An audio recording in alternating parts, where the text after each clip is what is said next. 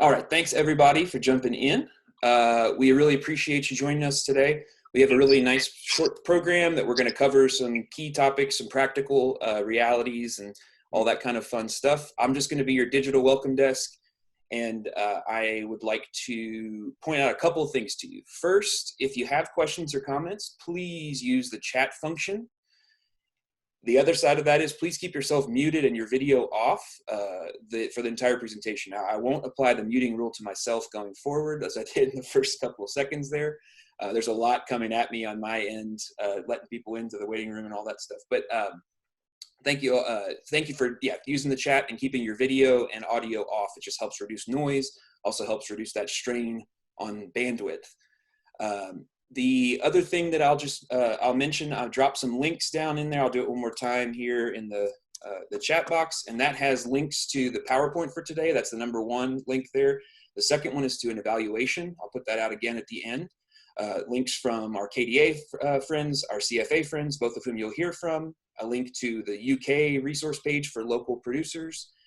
And then the last one is a new publication that we put out recently. So you have all those links now down in the chat. Hopefully you'll be able to find the chat. That's where we would like for you to drop your questions. I will read them, and if it seems appropriate, I'll jump in and interrupt our speakers to get an answer to your question at the time. Otherwise, we're going to save all those questions till the very end of the presentation. With that, I just want to say, all of the speakers who are on the line right now, we want you to be successful. We want to help you. We want you to have all the answers that you need. The reality is that we're in unprecedented times in a number of different ways. And so there are certain questions where all we can do is give you the best answer we have available. It may not be completely satisfying to you. It may not be completely satisfying to us, but we are here for the long haul to walk alongside you and help you in whatever ways we can. With that, I will turn it over to Lillian.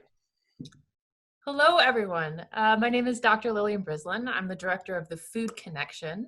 We are a local food systems center within the University of Kentucky. If you came to this year or last year's Local Food Systems Summit, that's an event that we put on that many people know about. And I'm serving as the MC today, so I'm going to introduce our speakers and just sort of give an overview of what we're going to talk about.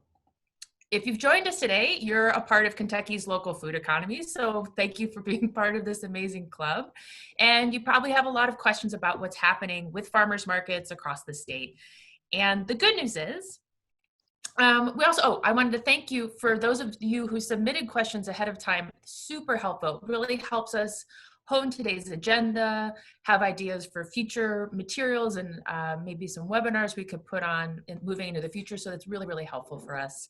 And the good news for today is that while there are a few extra steps and a little bit of extra planning that we need to put in place, Kentucky's farmers markets are open for business. Farmers markets provide an essential service to our community, and they give us access to fresh, healthy food. And in fact, many of the markets we're hearing from that are open are seeing really unprecedented demand. So we're in a moment of incredible opportunity to provide really great food to our communities, support our local farmers, and promote the health of our communities. But as Brett mentioned, there's some uncertainty on how the best way to move forward is. So it might sound a little intimidating. You might be feeling a little overwhelmed, but with some thoughtful planning, and good communication between you as managers and vendors and customers and your community leadership, we're confident you can have a successful and safe market season. So if we can go to the agenda. Yes. Our plan for today is this, my welcome and overview. And when I'm done talking, we're going to hear from our friends at the Kentucky Department of Agriculture who are going to give us what we know for sure. Great examples that they're hearing from the markets across the state, and some resources that you can look to from the state level on that sort of guidance. And then we're going to transition to some of that nitty-gritty hands-on planning work with our colleagues from Community Farm Alliance, practical strategies, lots of pictures that'll hopefully give you some ideas of how you can implement that in your market context. And then we'll transition to question and answer. And as I've said, we're focusing on practical steps today that you can take within your existing market. So not doing some crazy overhaul, changing everything that you do, but working with the market structures you have. How can you tweak around the edges or put a few extra steps in place to make sure everything is safe so we can practice appropriate social distancing and protect our communities? So I'm going to summarize all of the great stuff. The next slide, to summarize what we're going to cover today. Make a plan and stick to it. Then once you have that plan, communicate early and often, and to anyone you can think of, any way you can think of. Social media, signs, emails, maybe you get something in your local newspaper, maybe you get on a local radio show. Just the more clear communication and certainty we can have about what's expected of us in this moment, the more confidence we all feel moving forward. Focus on the things you can control and not on the things you can't. So what's within your purview as farmers markets is your market. Are your vendor policies, is how things are set up, the signage you have, right? That's your world. You don't have to worry about the things that are outside of it. And when you're worried about something outside of control, talk to a community partner, communicate, and adapt and update as you need, right? This is an evolving situation, evolving context. So make a plan, adapt it as you need to, and then guess what? Communicate again. So that's what we're here for. We're communicating today. And while we'll cover how you can follow state and federal guidelines, there's always going to be some questions that have to be answered on a case-by-case basis and with the leadership in your community. So that can be frustrating, sure, to not always have definitive answers, but we're all working together to come up with ideas, to find solutions, to develop new strategies that get us where we need to go.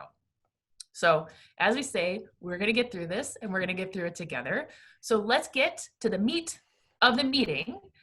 And with that, I'm going to bring in our colleagues Sharon Spencer and Nancy Moore. Oh, you can go back. I forgot I put that slide in there. I only had 3 slides and I forgot about one of them. We're going to see some great examples of how you can communicate clearly. There are some resources, just to plug some UK resources, and I'm sure we'll have those links available on our COVID-19 resource page. There's flyers, there's handouts. These are some social media images you're free to use. KDA has some great examples, similar examples.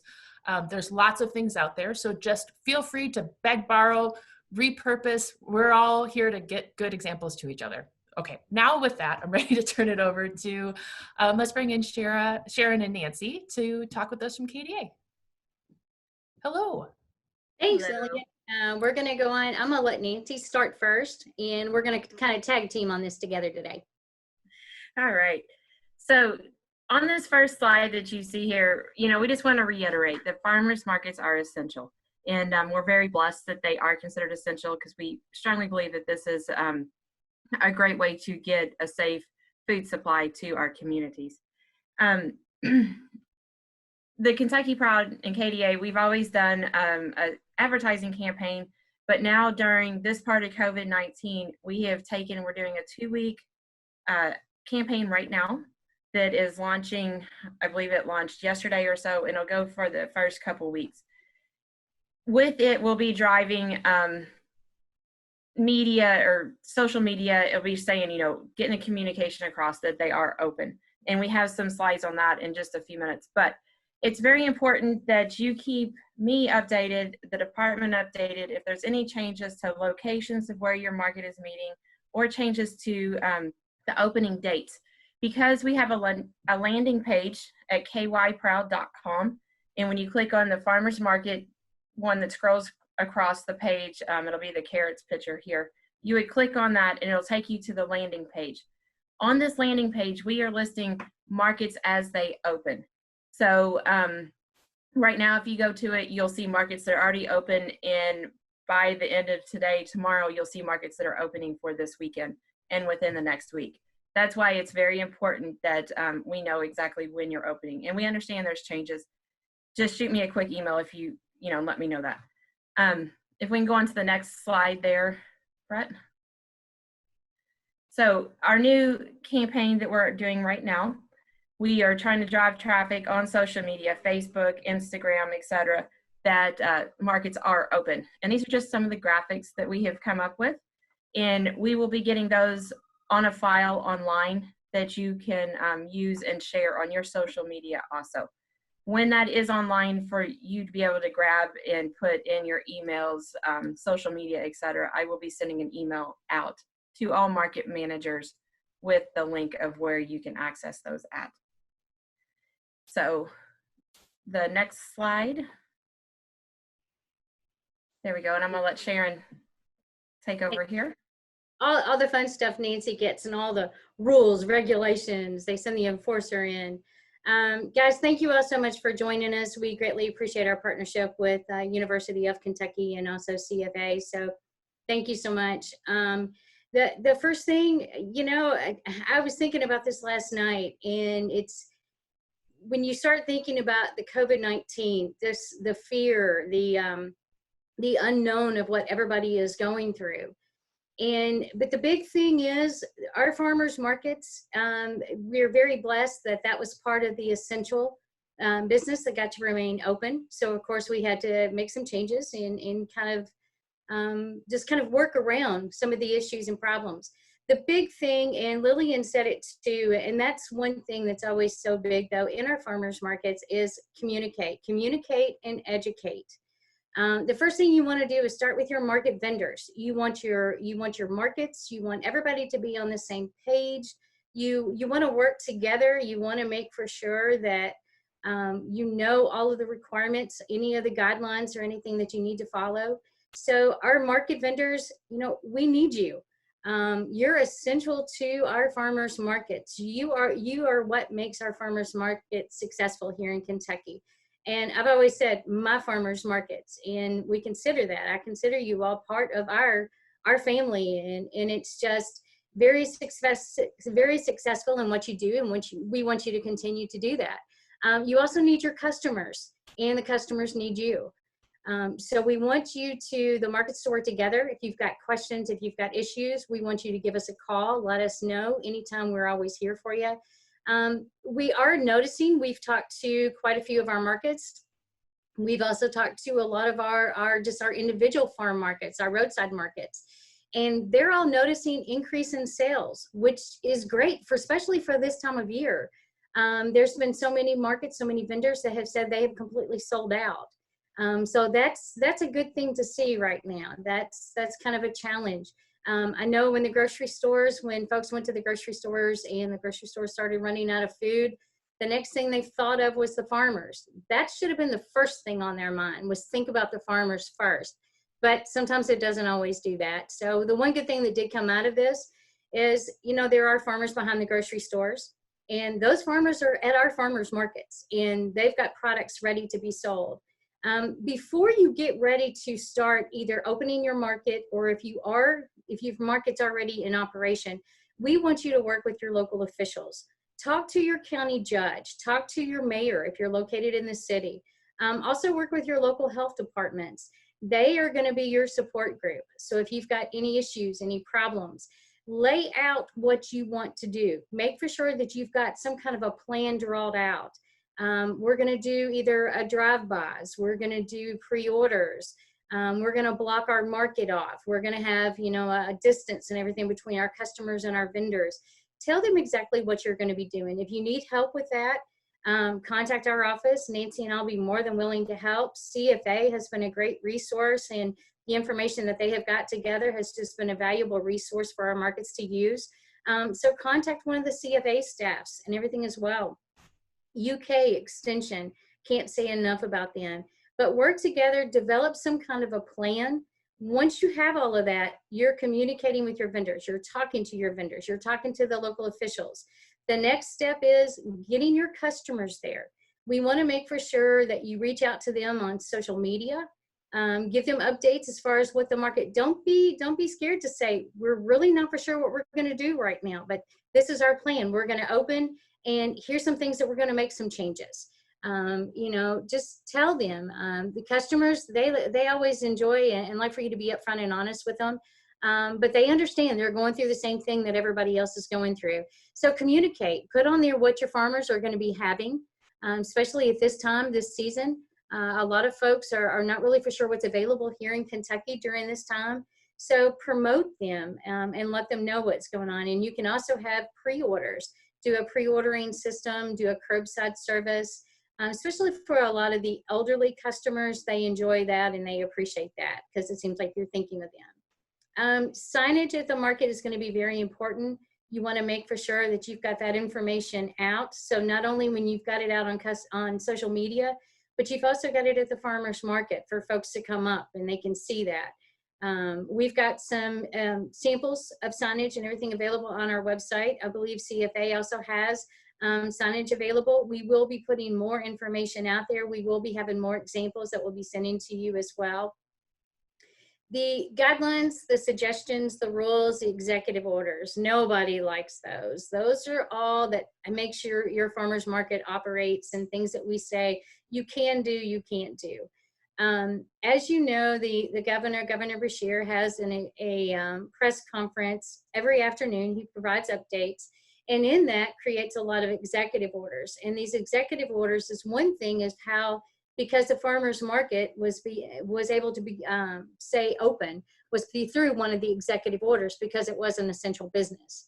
And so through these executive orders, nobody is aware of those. Even I talked to Virginia Hamilton and Pam Herndon over to the Department for Public Health. We were talking about some of these executive orders and some of these changes. They do not know about it until the governor's announcing it. Once they announce it, then they learn about it. So we're all kind of in this, and we're all working from the ground up, trying to figure out the changes and everything that needs to be made. I know a lot of the suggestions, we have sent out some guidelines as far as before you get ready to operate, when you go into operation. Here's some guidelines, here's some suggestions to follow. If you all have any better suggestions, if you find out something that works better, let us know and we can make those changes. The folks to go in and enforce those rules, we look at our market managers first. The market managers are the ones that they know all of the ins and outs on the markets. Also your vendors, if you see somebody coming in, if a customer's coming in and maybe they're not following all of the guidelines, and if they're at your booth, maybe hopefully the vendors will open up and say something to them. Our markets are very blessed to have a lot of supports from our volunteers. So I know a lot of volunteers are working at the market, and they're kind of controlling and preventing some safety issues and just kind of making the rules, everybody follow those rules. We also have our local officials and also the county local health departments may also be possibly out visiting your markets. Okay, Brett. Just wanted to cover a little bit. Some folks have asked as far as products that's available to be sold at the farmers markets. All right, wanted to let you know, this is as of today. We see as far as when stores are starting to open back up, when they talk about retail businesses, we see that there's going to be probably a lot of things that's going to be changing in our farmers markets, and it's going to be allowing some of the vendors that we had said, and that was probably one of my suggestions that came from KDA, of not having the craft vendors. I know I probably didn't make a lot of good friends with that, and I apologize. But we were looking at farmers markets of being an essential business for folks to shop at. So right now we have food products, we have home-based processor, home-based microprocessor items. On those items, I do want to let you know on the home-based processor and the microprocessor, if you have any elderly vendors that actually does a home-based processing, home-based microprocessing, they can actually send those products with someone else to put in a pre-order or to sell for them. They can also put those products on their front step. So there's not really a direct face-to-face contact. That's only temporarily while these restrictions and everything are going on. We also have hygiene products that was gonna be allowed at the farmer's market, which was the soaps and handcrafted cloth face mask. We also allow the fresh cut flowers. We've had a lot of questions on that. We do ask for you right now to have pre-made bouquets, and that may be changing too. But pet foods, pet treats, we want to take care of our animals, and those products can be sold at the farmers markets as well. Again, just to make a note, these things will be changing. Okay, so just to kind of summarize some stuff here, the link that you see at the top of this slide is a resource that's specific for farmers markets that's hosted on KDA's page on our website. And on this link, we have pulled in, there's the links to the CFA, links to UK, and the signage that was being talked about. All those links are there. So we're just trying to make it easy for you to go to one spot and be able to link out to these other resources. As many of you probably know, KDA has been working with some distilleries and other organizations to help provide hand sanitizer. At this point, the Kentucky Corn Growers has a half gallon of hand sanitizer for markets that are currently open.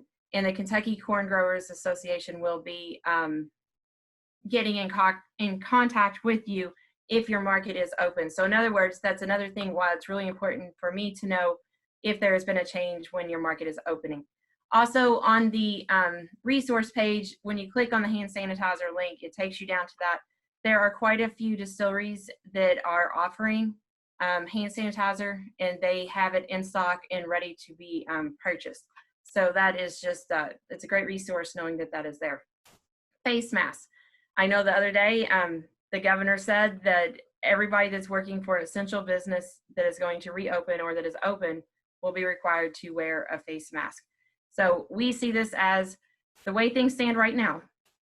Most likely vendors are going to need to wear face masks. If there's any clarification or anything changing on that, we will definitely make sure we pass that along. But the face masks will have to be worn. To go along with that, you know, the governor also said that the business could enforce whether customers had masks on or whatever. So we're not going to dictate what, if a customer has to have a mask on or anything, but we're just saying that the way it looks right now with the guidance that the governor has put out, that vendors and market volunteers, market employees will have to have a face mask on starting on May 11th. Gloves, they're great. The governor hasn't issued anything about gloves specifically. We do have some resources, new links that we'll put up about what the FDA says about ways to use gloves correctly. So if you're going to use them, just remember that there are guidelines that you need to follow. And if you touch something with your gloved hand, you know, that glove is then contaminated. So finish doing whatever you're doing then, and then take the glove off, sanitize your hands, and then move to the next task that you're going to be doing. Just to follow up, no sampling, no cooking demonstrations at the markets. That's probably going to be in place for a while. Just like social distancing, that is going to be in place for a while, and stuff. It's just some quick ideas here. Pricing your products, maybe think about trying to have even dollar amounts so you don't have to give coin change. And this is just some recommendations that we've seen from other states and markets. Maybe package your items instead of having to weigh them. I know that there's some vendors that are talking about doing what they would call grab bags or boxes. So of pre-boxed items that somebody could come up and say, I would just like this box of vegetables you have available today. And it would just have an assortment of vegetables in it. So that's a really neat idea there. Like you say, always keep your distance between your products and your customers. If you can keep them back some, there's, imagine CFA will be going through some pictures of that. And if not, I know we both have some linked online. And in a nice way, you know, kind of communicate to the customers that if they touch it, they buy it. But you probably won't have that issues if you're kind of keeping distance between your product displays and your customers. Some are just setting up an extra table in front to keep customers back some, and that helps with social distancing too. I think that is about what, yeah, and we are ready to turn it back over to Lillian and then CFA. Before we do that, I'm just going to ask a couple of clarifying questions. There's a series of questions that, there's a series of questions that came in. Some of them are just quick clarifiers, and I'm going to ask those real quick. And then the ones that have a little more potential discussion, maybe drop those down to later. So just to clarify, at this time, there should be no other handcrafted items besides face masks and hygiene products. Correct. At this time, we have said no craft items. So hopefully that will be changing. And as soon as I can get some word from our legal staff, as well as from Department for Public Health, I will let everyone know. But as of right now, just those products that was listed on that screen, the food products, the hygiene products, those are the only items that can be. So the plants, the flowers, pet treats, that's it for right now. And just on all these questions, we are, and particularly Sharon and Nancy, are the messengers of this information. We are not excited about having to deliver this information. We love local crafters. We love all the people. This is not, just want to put that out there. I feel for you all having to deliver this messaging. Let's see, another question here. So just to clarify, not even prepackaged samples that are already in their own packaging. That's That is correct. No samples.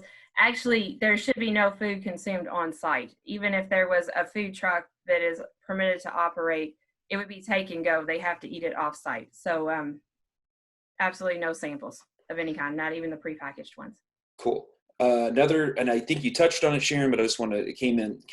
Can I offer pre-sales for delivery or pickup at markets that include non-food, I would say probably the non-essential items that are sold via an online store? So for instance, I make leather goods. Correct. Can I sell those on an online store and have pickup at the farmer's market? Do I have to work with somebody else to physically get it, somebody who sells food to get it there, or? As of right now, I would not have any sales of crafts or anything at the farmers markets. If they're selling those products online, I know I've got some friends and everything that are doing those, and they're making other arrangements. So outside of the farmers market, and folks, we're only seeing that this is going to be temporarily. We're hoping that, you know, that the governor announced some of the businesses and everything that's going to be open. Retails is going to be one of the ones that's going to open on May the 20th. We've already addressed that issue. We've already sent some emails and said, hey, can we start making some changes? So we're hoping that when the retail stores comes open, we can say farmers markets are open to sell whatever. Now, I am not saying that right now, so don't say that Sharon Spencer said. We're only saying that we're hoping that come the 20th of May, when the retail shops and everything are open. And I understand, I've had a lot of feedback from this because Walmart, Kroger's, they offer all of those items. So I understand that. I completely understand. But we want to make for sure that our farmers markets are safe. Folks come and get what they want. We've preached and preached for years of farmers markets being a social event. They're going to go back to that. They will go back to that, but as of right now, they're not. But they will go back to that. That's Sharon's guarantee. We're going to go back to that. We're going to get through all of this, and so we will have some more updates and everything. So hopefully, I'm hoping by the end of the day, if not by the end of the week, as we know a little bit more as far as things start to open up, we will be able to go back to a halfway of a normal at the market. Perfect. 2 more questions, and I'm going to get us back on track because I don't want this. We have a Q&A at the end. Honey can be sold? Yes. Perfect. Another question, last one I'll do right now. Would a producer be able to just set up a table in a random parking lot and sell their produce in this current environment? I don't even know. I mean, the whole point of the farmer's market is that it's an approved place to do business. So any thoughts on that? We have a lot of folks that does some roadside stands, not really a roadside market, but more of a roadside stand throughout the year. You'll notice people that's pulled over on the side of the road, parking lots. They could do their fruits and vegetables, but they need to make for sure there's no home-based products or anything that's being sold in those items. But they need to also make for sure that they follow our guidelines as far as the safety, not really our guidelines, but CDC guidelines. That they're keeping their social distance. That comes directly from the governor's office. That they're also making for sure that either they're wearing a mask. So they are still going to be, even if they're going to be selling things directly from the road, from a parking lot, they would need to make for sure that they are following all the CDC guidelines and public health guidelines. Perfect. Okay, Lily, please take the reins back from me. I just wanted to get those. Thank you all so much. Thanks, you all. You may notice that I am looking much more official right now in my high-vis vest, and that's just an example of some very simple steps you could take.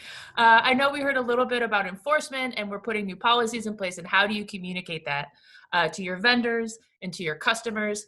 Just imagine seeing me in my beautiful high-vis saying, excuse me, we're asking only 1 member per household to come to the market at this time. Excuse me, as our governor said, everyone who's visiting an essential business needs to wear a face mask. You'll see we have them for sale at a booth, right? Don't I seem quite official? So there's some very simple strategies that we can use to communicate and to help keep these policies in place while we're moving forward. And we're going to hear some great examples of that now from our colleagues at Community Farm Alliance. Let's bring in Kristen and Jennifer and say so long for now to Nancy and Sharon, and they'll be back with us later.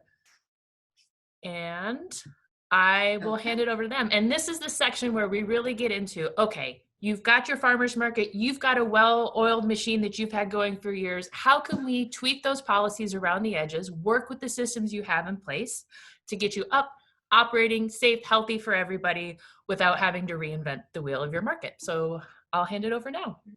Sounds good. Thank you, Lillian. I'm Jennifer Weaver. I'm the North Fork Local Food Coordinator with Community Farm Alliance, and I'm going to be working on this presentation with my colleague, Kristen Coomer, who's our Farmers Market Support Program co-manager. She does a lot of work out with Western Kentucky markets. I do a lot of work with Eastern Kentucky markets. If we can go to the next slide, Brett. Okay. As I think everyone has already mentioned today, farmers markets are an essential business, but that just means we have to be on top of our game regarding appropriate social distancing and the health and safety of our vendors and our customers. And so three key things to do and are here on the screen. And we've already covered the first bullet point. But I'm just going to reiterate it because it is so important to talk with your local health department and your city or county officials, even if you have a really good relationship with them and they're always like, oh, just do what you need to do because we know that you're doing it right.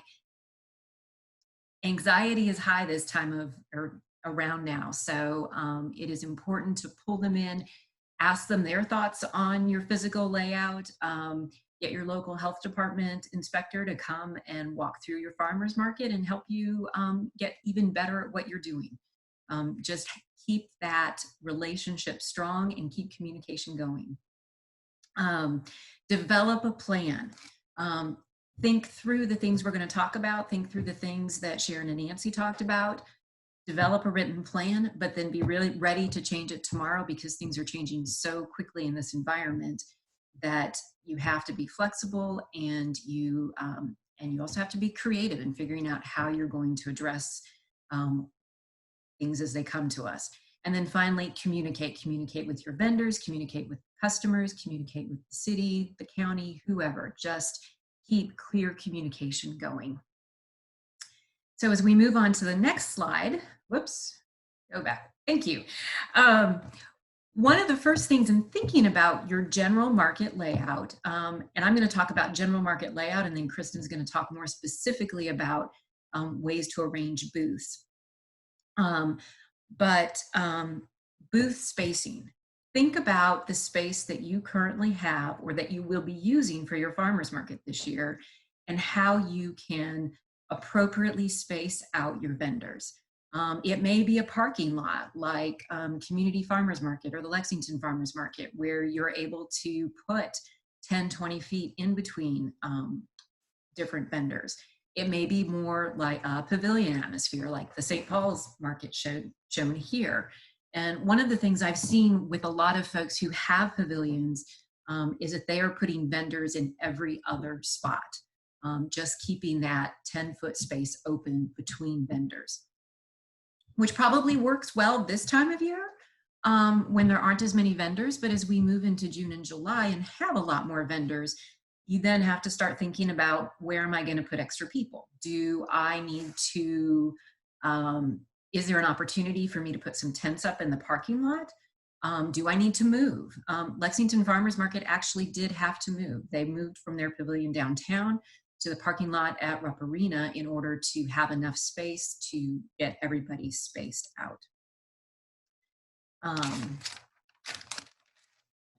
If I could just jump in for a second, Jennifer, that's a great example of how communication worked perfectly.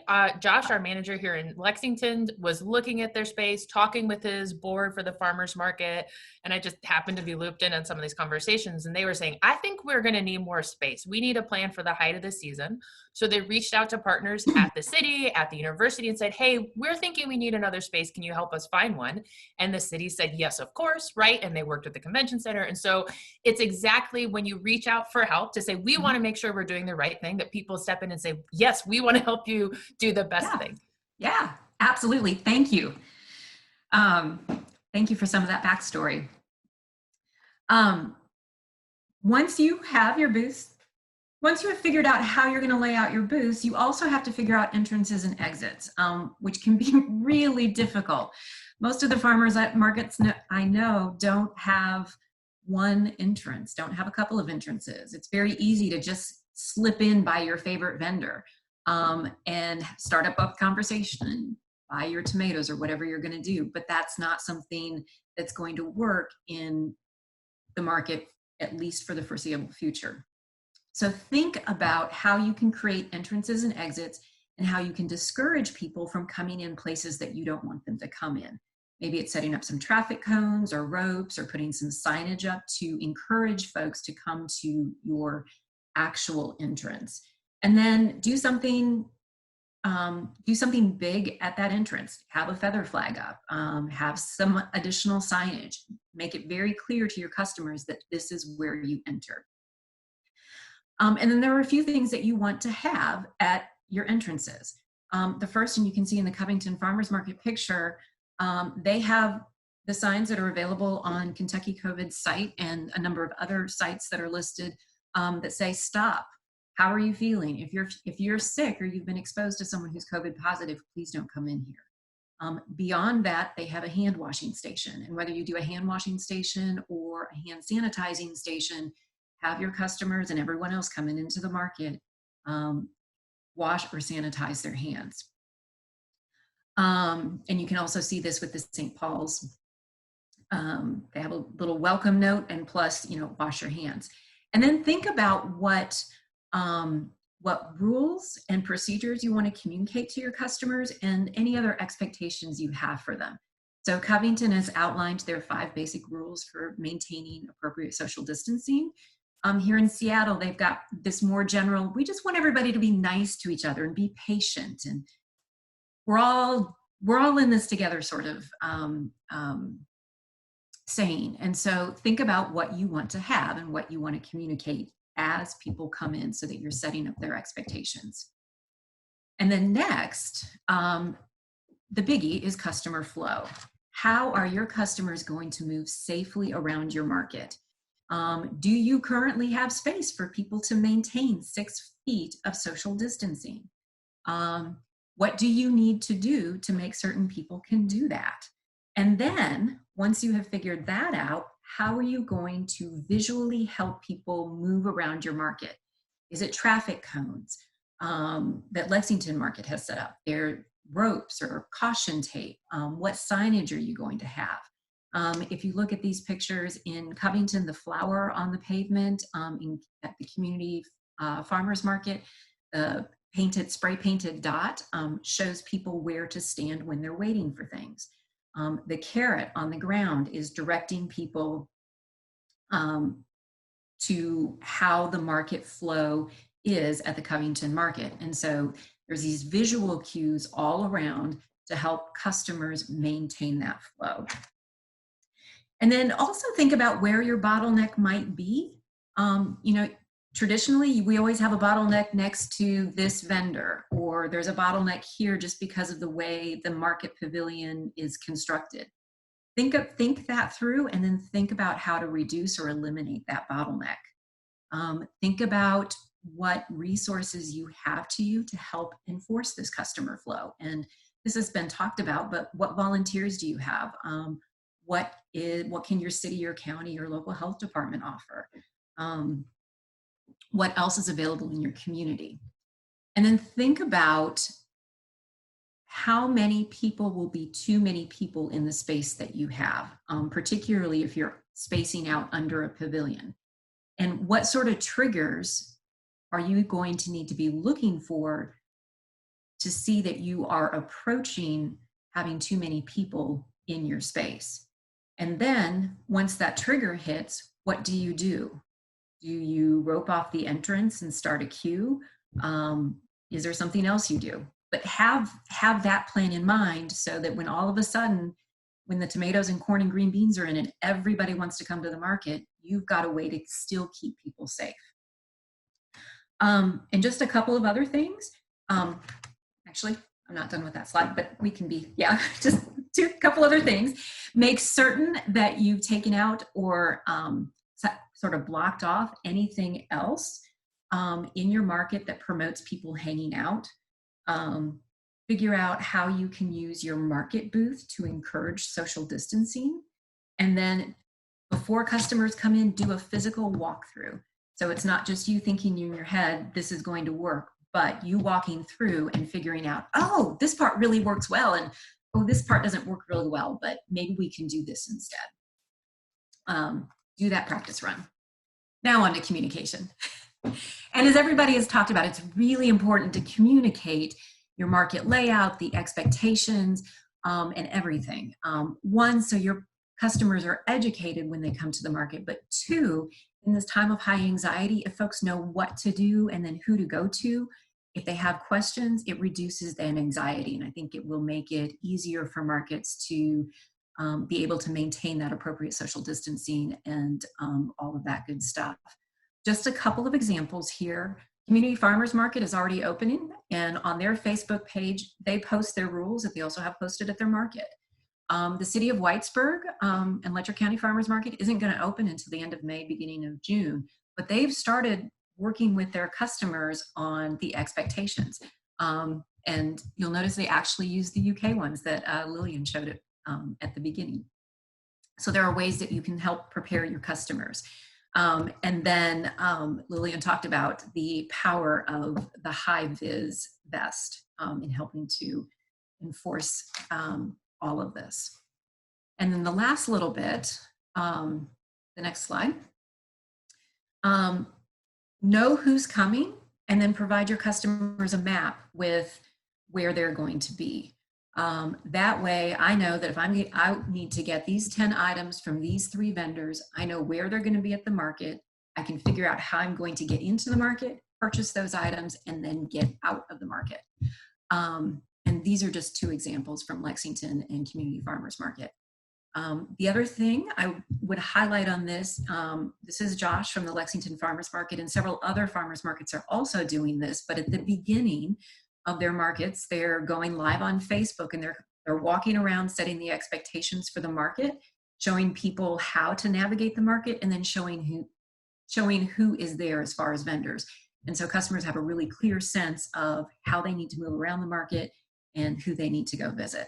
And then I kind of just have appreciated all the signs that the Seattle Farmers Market has. So I put up 2 more of their positive, pay attention, let's have a good farmers market signs. And with that, I'm going to turn it over to Kristen to talk about booth layout. Hi, everybody.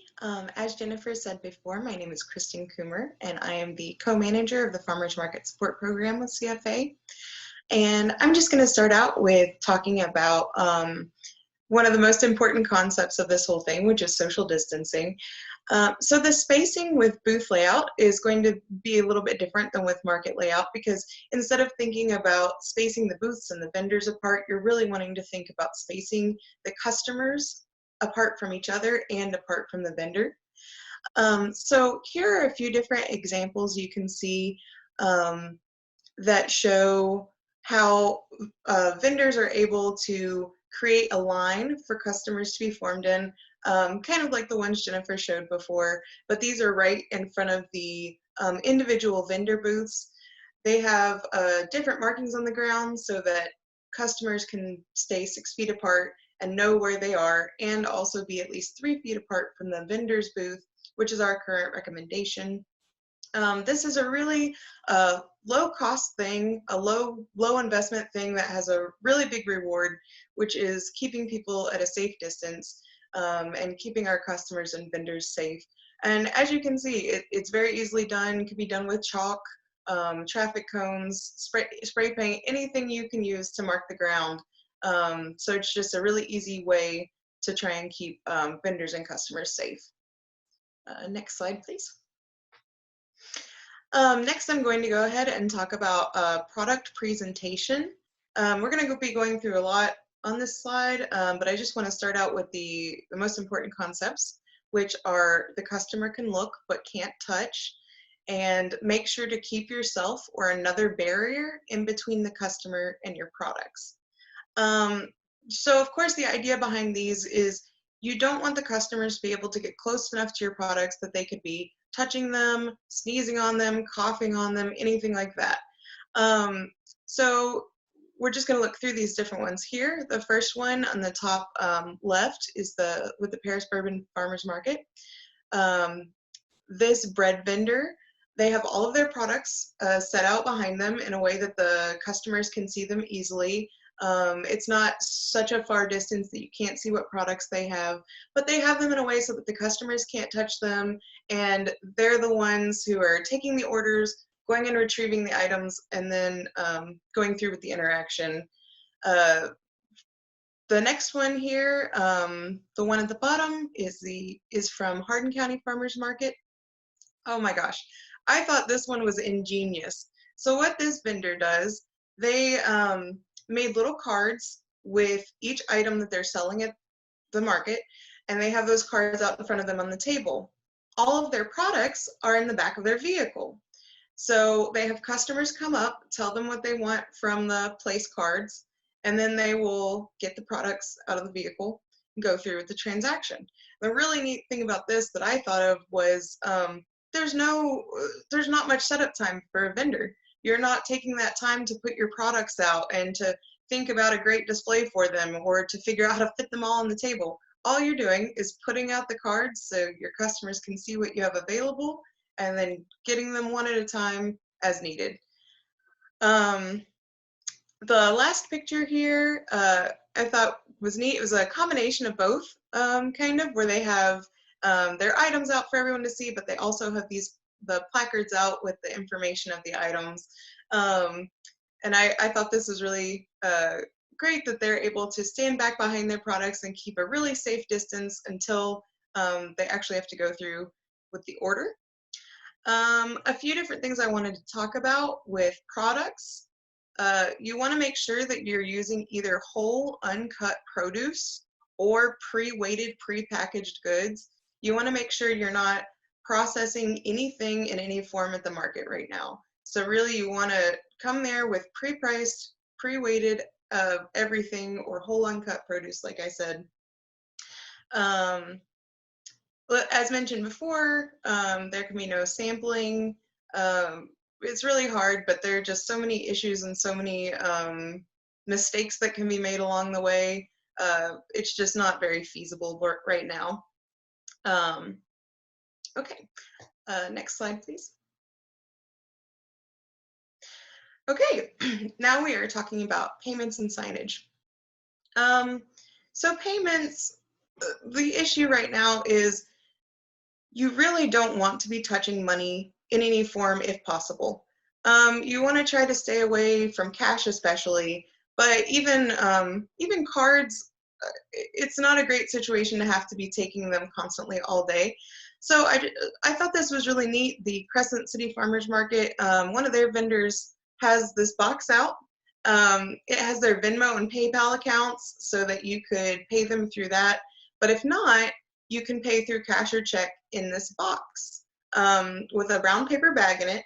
And so the idea behind that is at the end of the day, the farmer can take this box home. They don't have to touch the contents of it. They can seal it up, and then they can place it somewhere in isolation so that you can wait the appropriate amount of time so that these, the money and everything, all the contents of the bag and box are safe to be handled.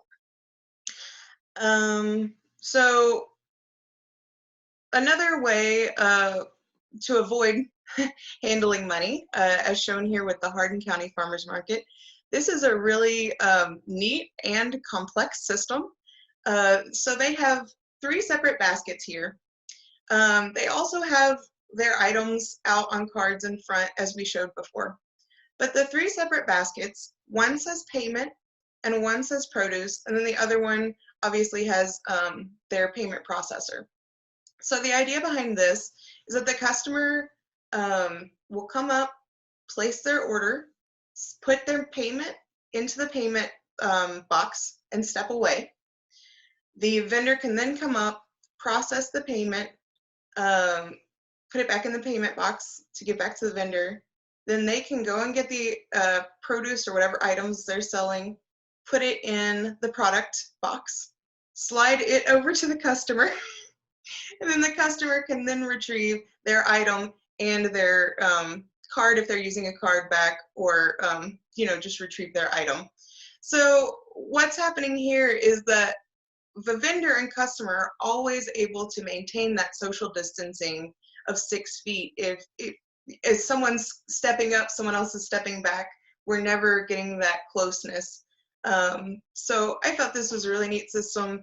It is a little bit in depth, but I think if you're really wanting to make sure you're keeping a good social distance, that this would be a really great idea.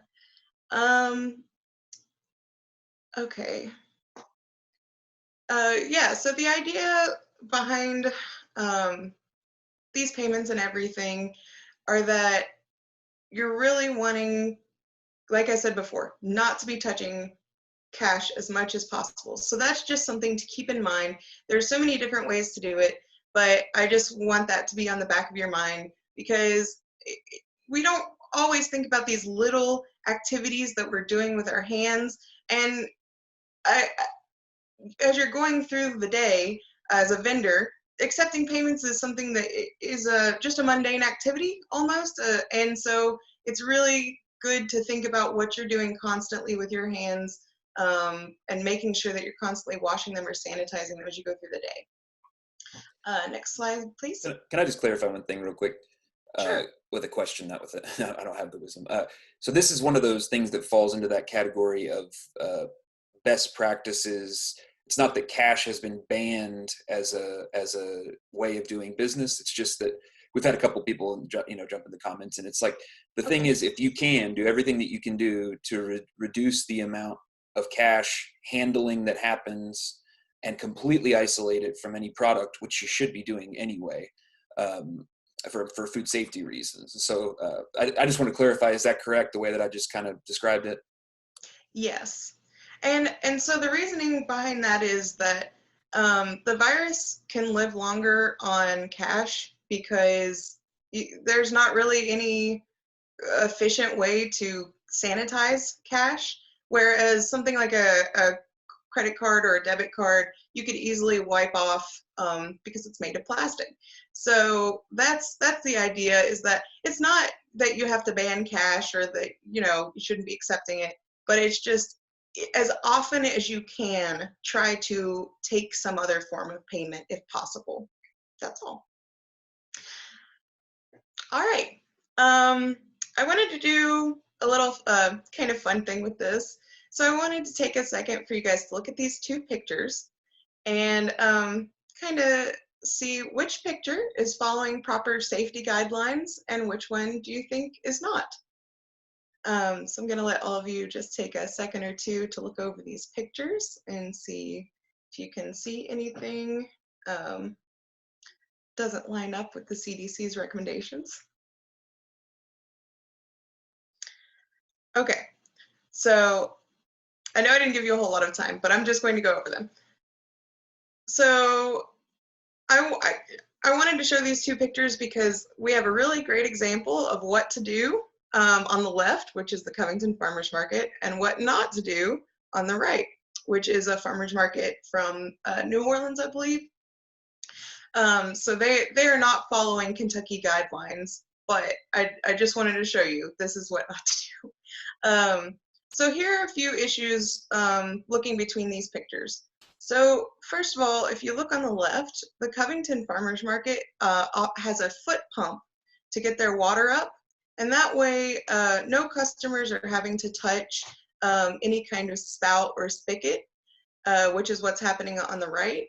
And the issue with that is you would have to constantly be sanitizing that handle or spigot after every single customer, because otherwise that's just going to become another vector to spread the virus.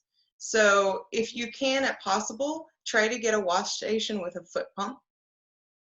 The next thing is pump soap, hand pump soap.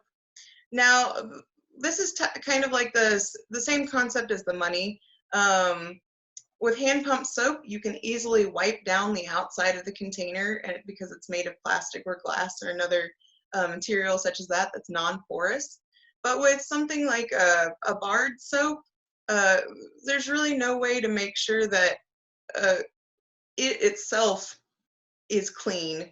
So that's a really important thing. Make sure that you have soap, like hand pump soap. And then also on the left you see paper towels, and a little bit out of image, but it's right there next to it, is a trash can. And so this is really important to make sure your customers are able to dry their hands in a way that it's not with a reusable thing, which it breaks my heart to say that, because right now we're having to go so far away from like sustainability and reducing waste in some ways. And it's just another way to try and keep us safe, but it's hard. But using paper towels that can be thrown away, only one use, no one else is touching them, that's very important. So these are things to keep in mind. If you're setting up a wash station at your market, which we highly recommend, the Covington Farmers Market, the one shown here, they actually have each and every customer wash their hands before they enter the market. And if I remember correctly, I think they haven't gotten any negative feedback from that. People seem to be really happy that they're taking as many precautions as they can to try to keep their customers safe. Next slide, please. Okay. So I just, this a little bit more about hygiene and cleaning. I wanted to talk most importantly about masks and gloves, because masks and gloves really are a double-edged sword. If used correctly, they're wonderful and they can keep you safe. But if used incorrectly, they can be just as dangerous as having no protective equipment at all. So with masks, what you really want to keep in mind is that you're constantly keeping your face covered. You're never like pulling down your mask to talk to someone or anything like that, especially if they're in a close distance. Like if you're a vendor and they're only 3 feet away from you, please keep your mask on. It's important with masks that if you have touched anything contaminated, you are not touching the mask and then taking the mask off and putting it back on. You don't want to be putting the main idea, do not take your mask off and then put it back on. If you're removing your mask for any period of time, like completely, you need to be washing it or sanitizing it first before you put it back on. Because any amount of time that you're removing your mask and maybe placing it somewhere or anything like that, it has the chance to also be contaminated.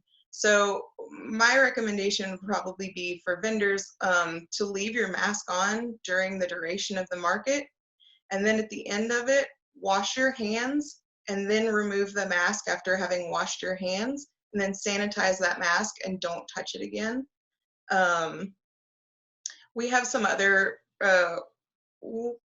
recommendations as well that could be spoken on, but I want to move on to gloves really quickly.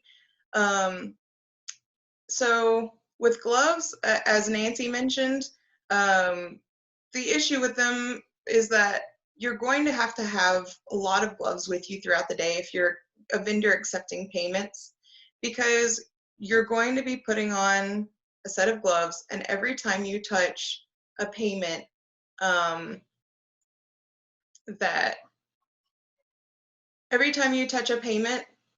your gloves are then contaminated.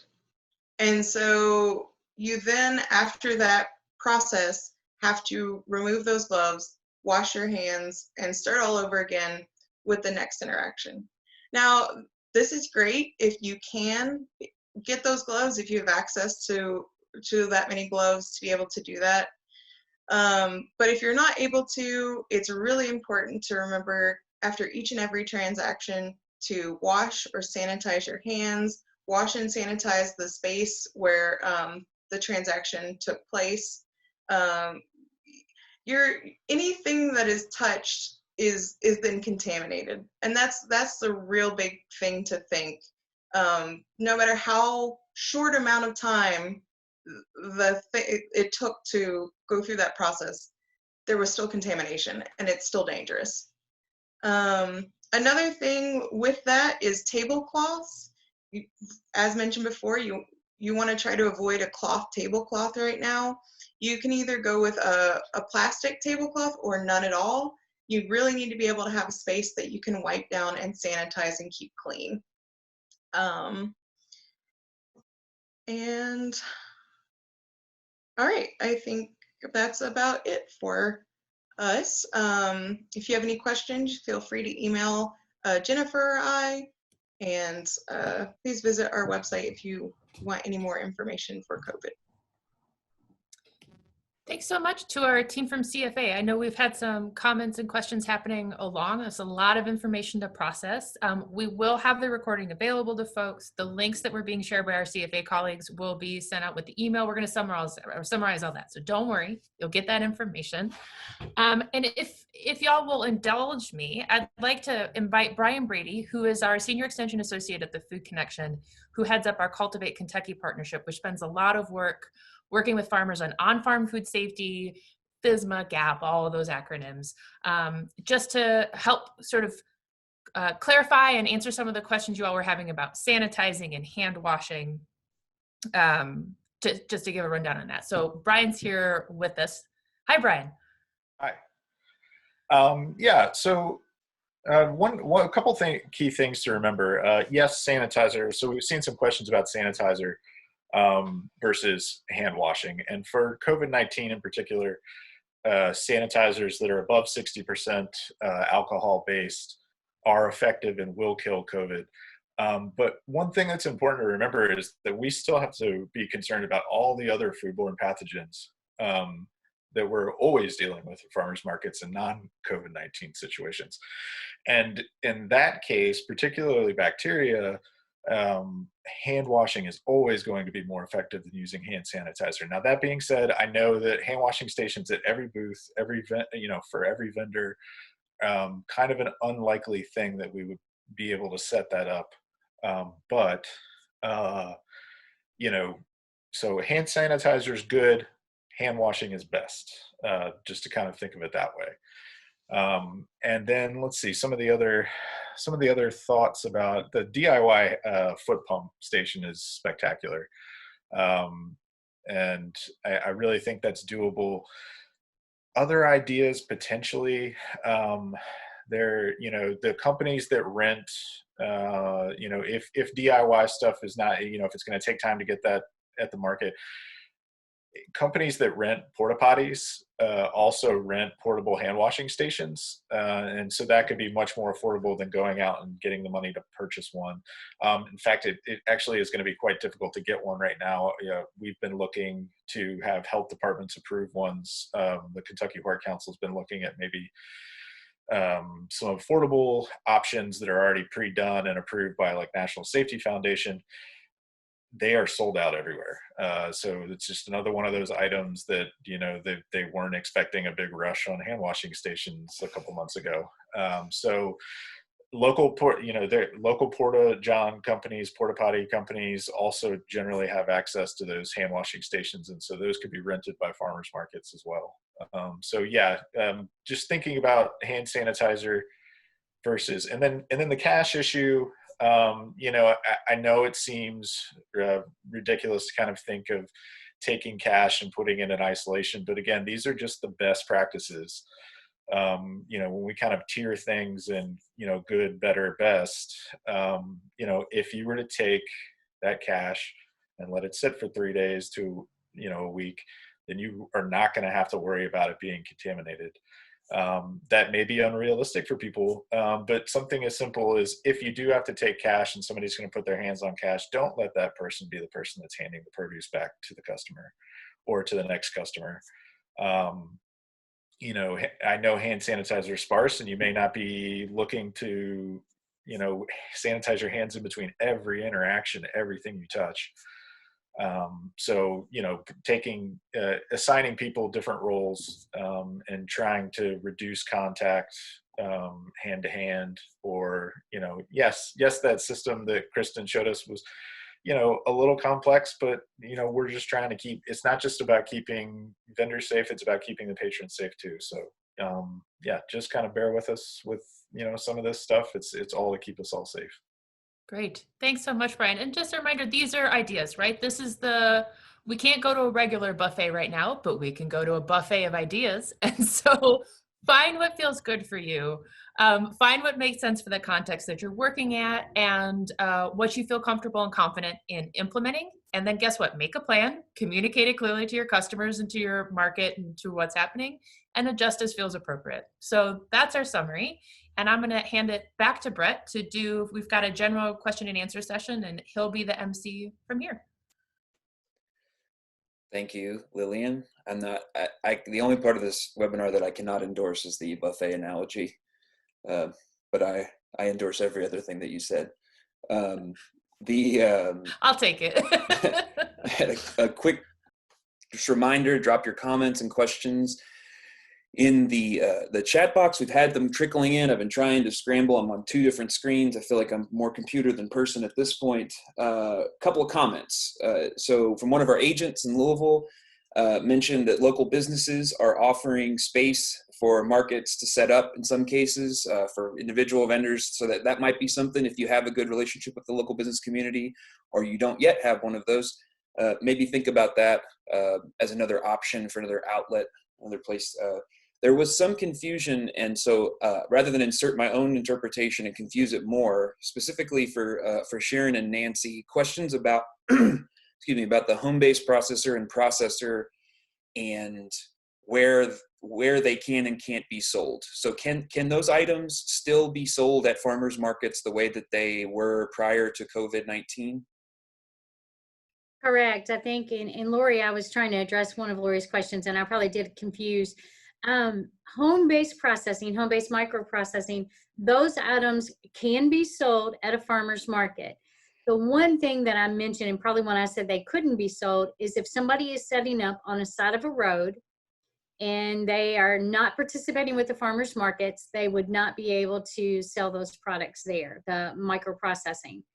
Now, anybody that you would have an elderly vendor, and if they're scared, if they're in that target age, or if they've got health conditions and they may not be able to make it to the market, or they do not want to come to the market just because of being exposed, they can actually send their home-based processing, home-based microprocessing items to the market, and somebody could sell that for them or have that delivered to a customer there at the market. So they would not have to have that face-to-face contact. We did get that cleared through Department for Public Health. It's only temporarily, and it's not for everybody. It's anybody that's kind of in that target zone. We've got a lot of elderly vendors, and those elderly vendors want to still to participate with the farmers markets. And so a lot of them does the home-based processing. And so they can sell those, but they can also send those to the farmers market and somebody can sell it for them. Clear as mud, right? No, that helps a lot. I think it was exactly that point. And Yeah. there's all kinds of fun little side caveats on all the stuff that we're talking about. So I appreciate the clarification. So as far as at the people who are doing the microprocessing and processing, home-based processing, it's the same deal as before. You can sell it at a farmer's market. That is a food item, and continue to sell that. And we had a couple of people asking questions about processed food items. And I think that's generally, it's in the flow chart. If you ask, is this a food item? Then that means, yes, you can sell it at the farmer's market, assuming it meets all local and state level requirements for processing, et cetera, et cetera.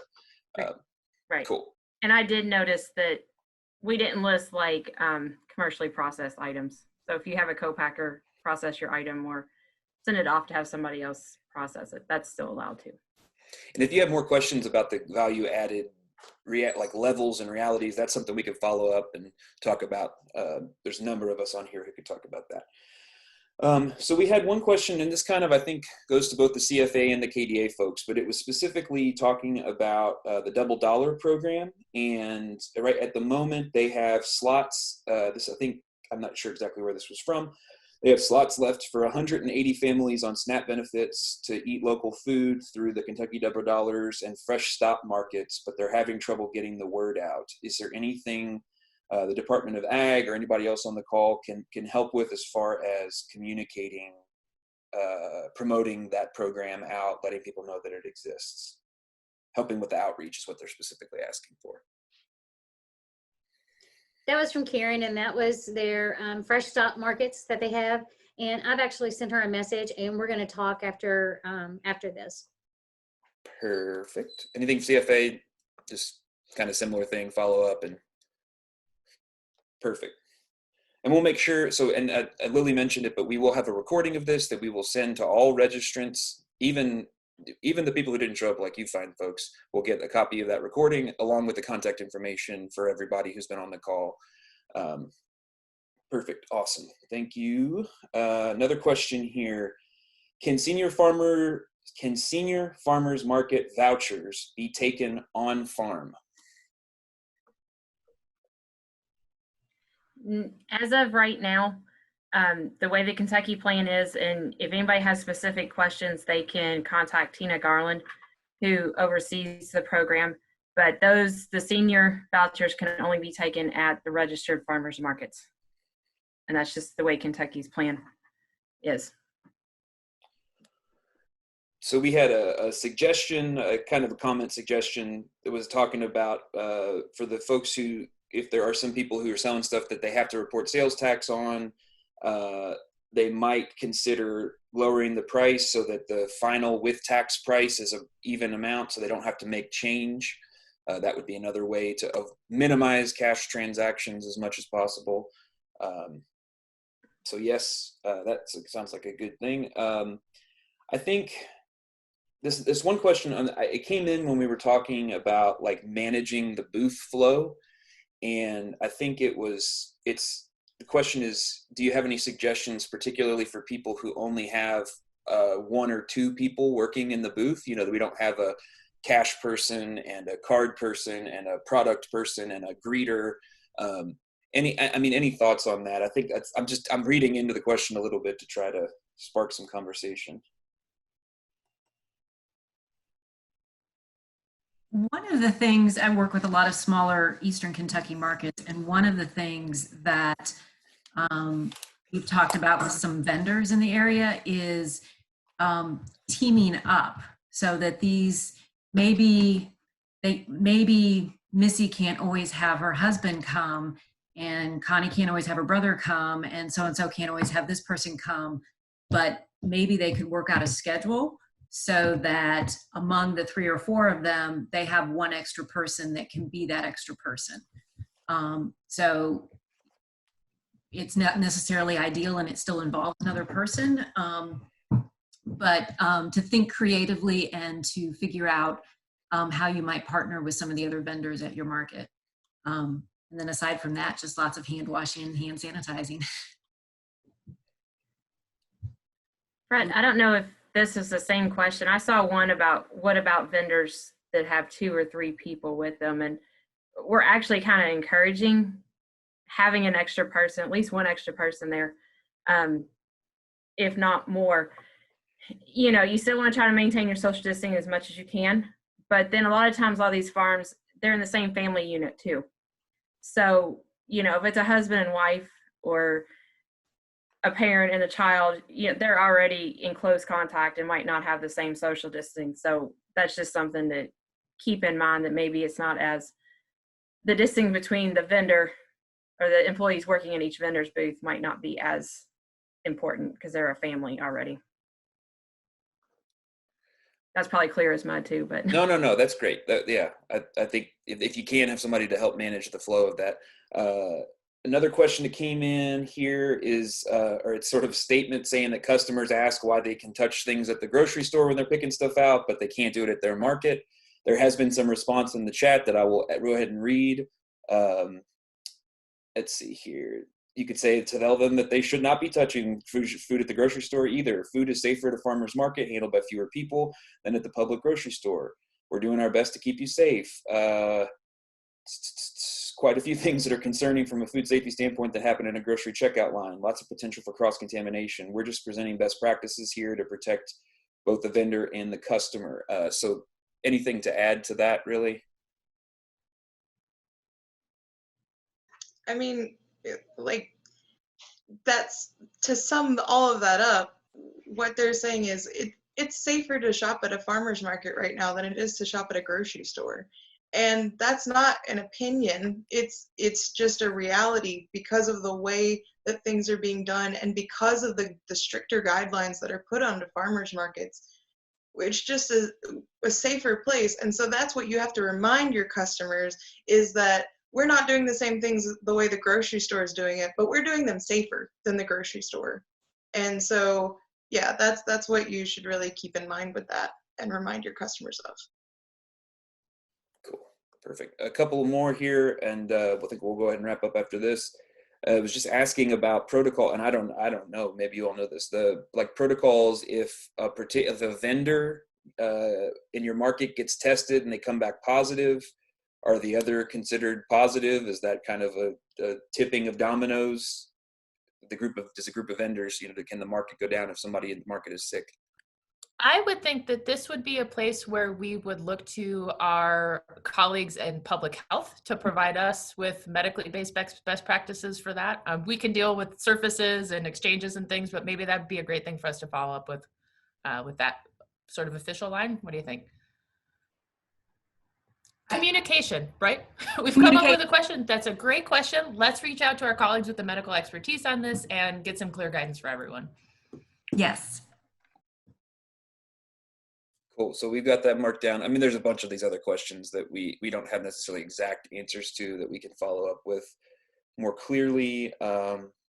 Cool. Well, I think, as far as most of the questions, I think that is, there was one briefly that talked about any unique recommendations for on-farm pickup, like a CSA pickup or something like that. I would think most of the practices we've talked about with regard to social distancing and spacing and not handling the product, all of those things would be very, very similar recommendations. I think, there's other considerations for if you aren't doing an on-farm pickup now and you're thinking about offering one, we actually did a recorded webinar on things to think about when you are considering offering pickup for the first time, especially on farm. That recording is available. I'll make sure everybody gets a copy of that. Any other thoughts on that?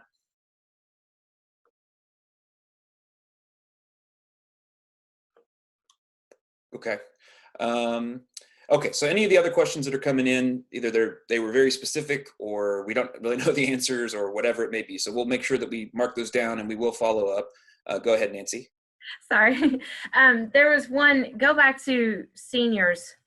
And I know people are wanting them can they be ordered online, or the senior vouchers, and you can't do those online and stuff like that. But seniors can designate a proxy with their vouchers. So when they pick up their vouchers at the distribution center, they can designate a proxy at that time. So that proxy could bring those vouchers to the market and shop for them. And I do know that is being encouraged within the senior nutrition program right now. So you're still paying for it in person with the voucher, but it's just by using the proxy. Yeah, somebody asked the question earlier about whether prepackaged samples could be given out. The answer is just no samples of any sort right now is the recommendation, with the expectation and hope that will be a shorter term provision, and we'll let you know as soon as that's possible. And just one more thing with the sampling, that is kind of across the country. As I researched, that's not just our food safety branch saying that. I mean, that is a guideline that's pretty much across the country, no samples at any farmer's market. So. Okay, cool. So we will plan to offer another one of these webinars, another follow-up based on questions that we get, based on delving deeper on a couple of particular issues that have come in through the questions. The best way to make sure that your answers are answered in the next webinar is by completing the evaluation. We get really low completions on these. I know they're boring. I have to write them. You can't imagine how it is for me. But please take your time for it's a like 2 or 3 minute evaluation. I dropped the link in there. I'll drop it in one more time. Please take the time to fill out that evaluation so that we can know. Thanks to everybody who submitted questions ahead of time. It was able to structure our presentation. Thank you to all of our wonderful speakers from these great organizations, getting along and smiling together. It's so nice to be able to work with such great colleagues. Thank you all so much.